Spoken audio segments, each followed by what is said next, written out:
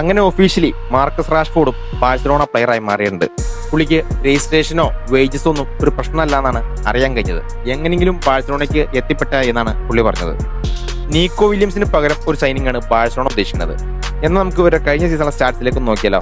Rashford ആണെങ്കിൽ 24-25 സീസണിൽ 25 അപ്പിയറൻസിൽ നിന്നും 6 ഗോളും 3 അസിസ്റ്റുമാണ് നേടിയത്, അതും പ്രീമിയർ ലീഗിൽ. മീൻവെയിൽ ലാലിഗയിൽ 29 കളിയിൽ നിന്നും 5 ഗോളും 5 അസിസ്റ്റുമാണ് നീക്കോ വില്യംസിന് സ്വന്താക്കാൻ പറ്റിയത്. സ്റ്റാറ്റ്സ് വൈസ് വലിയ വ്യത്യാസങ്ങളൊന്നുമില്ല. ഇനി റാഷ്ഫോർഡിന്റെ പ്രത്യേകത എന്താണെന്ന് വെച്ച് കഴിഞ്ഞാൽ ഫ്രണ്ട് ത്രീയിലെ ഏതൊരു പൊസിഷനിലും പുള്ളിക്ക് ഈസി ആയിട്ട് കളിക്കാൻ പറ്റും. മാത്രമല്ല ഫ്ലിക്കിന്റെ കീഴിലാകുമ്പോൾ തന്റെ കാലിബർ മൊത്തം പുറത്തെടുക്കാനും കഴിയും. പക്ഷേ നീക്കോയെ റാഷ്ഫോർഡിൽ നിന്നും വ്യത്യസ്തനാക്കുന്നത് പുള്ളിയുടെ അവൈലബിലിറ്റി തന്നെയാണ്.